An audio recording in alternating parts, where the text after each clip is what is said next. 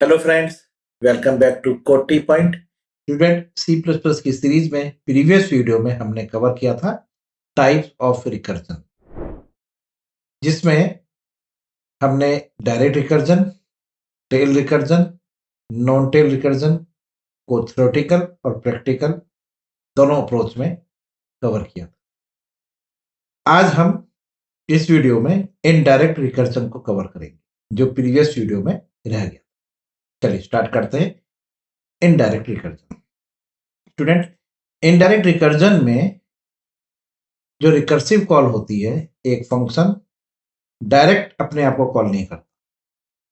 जैसे फंक्शन 1 है जो अपनी बॉडी में फंक्शन 2 को कॉल करेगा, और फंक्शन 2 अपनी बॉडी में फंक्शन 1 को कॉल करेगा। तो ये एक तरह का सर्कुलर बन जाएगा। इसको भी हम रिकर्जन ही कहते हैं। जैसे एग्जांपल है, मेरे पास ये फंक्शन 1 है, ओके, ये इसकी आर्गुमेंट है, ये इसकी बॉडी है। इस बॉडी के अंदर मैंने फंक्शन 2 को कॉल कर, ठीक है, ये एक नॉर्मल कॉल है। फंक्शन 2 की बॉडी में हम गए, उसकी डेफिनेशन के पास, ये इसकी आर्गुमेंट हो सकती हैं अगर पास की हैं तो आपने, ये इसकी बॉडी है।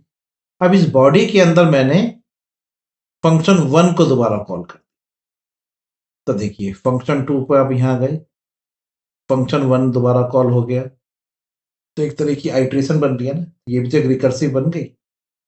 इसे कहते हैं इनडायरेक्ट रिकर्जन, यानी कि फंक्शन अपने आप को डायरेक्ट कॉल नहीं कर रहा, इनडायरेक्ट कॉल हो रहा है।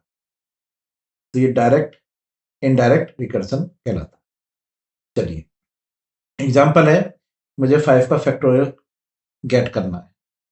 तो प्रीवियस वीडियो में मैंने 5 का मतलब n नंबर का फैक्टोरियल, और n नंबर मान के चलिए 5 है, तो मैंने डायरेक्ट रिकर्जन के थ्रू आपको 5 का फैक्टोरियल काउंट करके दिखाया था, ठीक है, गेट करा था। आज हम इनडायरेक्ट रिकर्जन की हेल्प से फैक्टोरियल गेट करते हैं 5। चलिए किस तरह से काम करेगा कि वर्किंग समझते हैं। एक फंक्शन लिखते हैं पहले, ठीक है, और फिर उसकी वर्किंग समझते हैं कि किस तरह से हमारे लिए काम करेगा। देखिए स्टूडेंट, एक मैंने फंक्शन लिखा 1, जिसमें इंटीजर x मैं रिसीव कर रहा हूं, ओके, ये लीजिए, और x की वैल्यू मान के चलिए यूजर ने इनपुट करी है 4, ठीक है, तो ये 4 आ गया मेरे पास।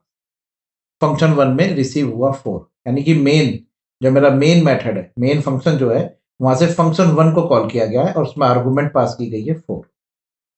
अब आपने यहां पे कंडीशन लगाई कि if x less than equal to 1 है, अगर x की value less than equal to 1 है, तो यहां से रिटर्न करे 1। क्या रिटर्न करे? 1। क्लियर है? नहीं तो एल्स वाले पार्ट में रिटर्न करे x इंटू फंक्शन 2, फंक्शन 2, और उसमें लिखा आपने x माइनस 1। लीजिए, ये है जी फंक्शन। क्लियर है? अब आपने यहां पे फंक्शन 2 लिखा, फंक्शन 2, ये मेरा फंक्शन 1 है, ये मेरा फंक्शन 2 है। यहां लिखा मैंने इंटीजर x, सेम ही फंक्शन है स्टूडेंट। क्लियर है? रिटर्न टाइप इसकी भी इंटीजर है, रिटर्न टाइप इसकी भी इंटीजर, ठीक। ये लीजिए, यहां भी आपने कंडीशन लगाई, if x is less than equal to 1, तो रिटर्न करे 1। ओके, चलिए, नहीं तो एल्स में रिटर्न करे x into function 1 x minus 1। ठीक है, यहां पर f बड़ा लिख लेते हैं क्योंकि मैंने वहां पर, ओके। चलिए अब इसकी वर्किंग देखते हैं। आपके पास x में 4 रिसीव हुआ है, कंडीशन चेक करी कि क्या 4 is less than equal to 1, क्या 4 लेस देन इक्वल टू 1 के है? कंडीशन आपकी गलत निकली, आप एल्स वाले पार्ट में आ गए। यहां से आपने फंक्शन 2 को कॉल किया, ठीक है, तो x आपने यहाँ पे क्या रखेंगे 4 रखा और फंक्शन 2 को कॉल करा और फंक्शन 2 में आपने x minus 1 that is 4 minus 1 यानी कि फंक्शन 2 को कॉल करते समय आपने आर्गुमेंट में 3 पास, तो अब स्टैक बनेंगी स्टूडेंट। ठीक है, तो देखिए फंक्शन 1 की जो स्टैक है फंक्शन 1 की, उसमें ये रिटर्न में मैं लिख लूँ, यहाँ लिख लेता हूँ 4 इंटू और यहाँ लिख लेता हूँ फंक्शन 2 और यहाँ लिख लेता हूँ x माइनस। ठीक है, ये फंक्शन 1, ये स्टूडेंट ये ऊपर लिख लेते हैं, ये हमारा काम फंक्शन 1 के लिए हो रहा है और यहाँ पे लिखते हैं फंक्शन 2 की स्टैक। चलिए फंक्शन 2 पे आ जाए, तो आप यहाँ से यहाँ पर आ गए, तो यहाँ पर जो वैल्यू आई वो 3 आई, 4 माइनस 1 आया ना, यहाँ से 4 माइनस 1।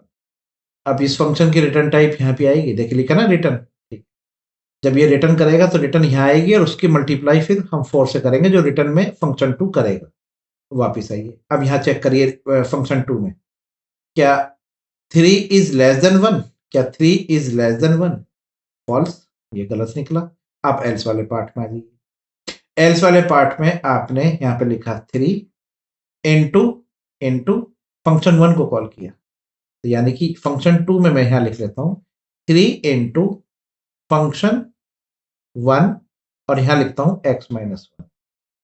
क्लियर है, समझ में आ गया। अब आप देखिए यहां से यहां गया, सही है, फिर यहां से वापिस आया ये आया। जब यहां पर वापिस आया, ठीक है, तो अब यहां पर x माइनस 1 आया ना, तो x माइनस 1 का मतलब यहां पर क्या हो गया, देखिए यहां पर x की वैल्यू क्या आई थी 3 माइनस 1, तो यहाँ पे लिख लीजिए, यहाँ पे लिख लीजिए 4 माइनस 1 और यहाँ लिख लीजिए 3 माइनस 1। तो अब की बार जब वापिस आया तो यहाँ पर समझिए, यहाँ पर क्या आया 2, क्या यहाँ पर 2 is less than equal to 1, condition false, false. अब एल्स में गए, अब ये रह गया, अब एल्स में ये वाला रिटर्न है, तो देखिए यहाँ पर क्या लिखेंगे x की वैल्यू 2 इंटू फंक्शन 2 और यहाँ पे पास करा 2 माइनस 1, सही बात है। देखिए यहाँ पर x की वैल्यू क्या आई है 2, तो आप यहाँ पर लिखेंगे ना 2 और यहाँ पे क्या पास करेंगे 2 माइनस 1। अब ये फिर यहाँ पर गया, अब यहाँ पर लिखेंगे आप, ये देखिए यहाँ पर क्या आया 2 माइनस 1, यहाँ पर आया 1।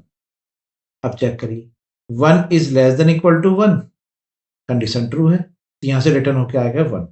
अब आप यहाँ पर जब वैल्यू आपने पास करी है फंक्शन 2 में जब आप आए हैं, तो फंक्शन 2 में 2 माइनस 1 यानी कि यहाँ पर आपके पास 1 आया है और यहाँ पर ये वाली कंडीशन एग्जीक्यूट हो गई है, ये कंडीशन ट्रू हो गई, तो यहाँ से आपको रिटर्न में क्या मिला 1, ये रिटर्न यहाँ से 1 होके वापस यहाँ आया। ठीक है, तो यहाँ पर इसका आउटपुट 1 आया, तो यहाँ पर आप कहेंगे 2 इंटू 1, 2 1 जा 2, अब ये 2 रिटर्न होकर यहाँ आएगा, देखिए ये यहाँ से गया था तो रिटर्न इसकी यहाँ आ गई, तो 2 1 जा 2, ये 2 आ गया इसकी रिटर्न। अब इनकी मल्टीप्लाई की 2 3 जा 6, 6 यहाँ आ गया और 4 और 6 की मल्टीप्लाई करिए 4 6 जा 24। अब ये 24 कहाँ रिटर्न होके जाएगा मेन के पास, मेन के पास, तो 4 का फैक्टोरियल 24। क्लियर है, समझ में आ गया। चलिए ये देखिए इंटीजर फंक्शन 1 इंटीजर x, ऐसे इंटीजर फंक्शन 2 इंटीजर x। अब देखिए आप इसमें आपको एक कॉन्सेप्ट और सीखने को मिलेगा जिसे कहते हैं फॉरवर्ड डिक्लेरेशन। देखिए पहले कंडीशन लिखता हूं कि if x is less than equal to 1 तो रिटर्न करे 1, ठीक है, नहीं तो एल्स वाले पार्ट में आप लिख रहे हैं रिटर्न करे x into function 2 x minus. देखिए आप फंक्शन 1 के अंदर से फंक्शन 2 को कॉल कर रहे हैं। अब फंक्शन 2 पे चलिए, लिखिए यहां पर if x is less than equal to 1 तो रिटर्न करें 1, नहीं तो इसकी एल्स में return x into function 1 x minus 1। ये देखिए फंक्शन 1 फंक्शन 2 को कॉल कर रहा है, फंक्शन 2 फंक्शन 1 को कॉल कर रहा है, ये रिकर्सिव कॉल कर रहा है। अब अगर प्रोग्राम इसको रन करूं स्टूडेंट तो ये फंक्शन 2 के लिए एरर देगा। क्यों? देखिए फंक्शन 1 तो यहाँ पर डिक्लेयर हो चुका है और डिफाइन भी हो चुका है, लेकिन जब यहाँ पे फंक्शन 2 को कॉल करेगा तो क्या इससे पहले फंक्शन 2 कहीं डिक्लेयर है? नहीं है। वो टॉप टू बॉटम जाएगा ना, ऊपर से नीचे की तरफ, तो फंक्शन 2 इसको यहाँ नहीं मिलने वाला। कहने का मतलब ये हुआ कि मुझे एक फॉरवर्ड डिक्लेरेशन करनी पड़ेगी। चलिए पहले मैं आपको एक बार रन करके दिखाता हूँ और दिखाता हूँ क्या मैसेज आएगा। आपने यहाँ एंटर नंबर, आप यूजर से एक नंबर इनपुट ले रहे हैं, वेरिएबल आपने डिक्लेयर करा है एक एन और आंसर मिलने आएगा आपको डब्ल्यू, और यहाँ लिखा आपने सी इन एन। ठीक है, फिर आपने यहाँ पर फंक्शन 1 कॉल किया और यहाँ पर एन पास, आंसर आपको वापस डब्ल्यू में मिलेगा और डब्ल्यू को आप प्रिंट करा दीजिए, सी आउट फैक्टोरियल, और ये आपने डब्ल्यू प्रिंट। ठीक है, अब मैं इसको रन करने जा रहा हूं तो देखिए ये क्या मैसेज दे रहा है। देखिए function 2 was not declared in the scope आ गया।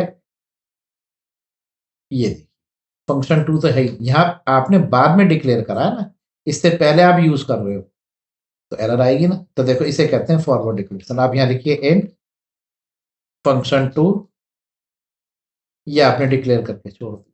देखिए सेमीकोलन, यानी कि आपने फंक्शन की प्रोटोटाइप डिक्लेरेशन लिख दी। अब आप इसे यूज कर सकते, डिक्लेयर कर दिया ना डेफिनेशन, तो फिर आप कहीं भी लिख सकते हैं। ये रन किया, अब आपने वैल्यू पास करी 4, दैट इज 24, 4 का फैक्टोरियल 24, वैल्यू पास करी आपने 5 1 2। क्लियर है स्टूडेंट? तो देखिए ये है हमारा इनडायरेक्ट रिकर्जन की हेल्प से हमने फैक्टोरियल गेट किया। क्लियर है स्टूडेंट?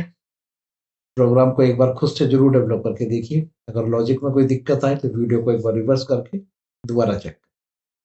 और अगर ये वीडियो आपको समझ में आई कि इनडायरेक्ट रिकर्जन कैसे लिखा जाता है, तो प्लीज़ इस वीडियो को अपने फ्रेंड्स के साथ शेयर करिए, लाइक करिए और कमेंट करिए।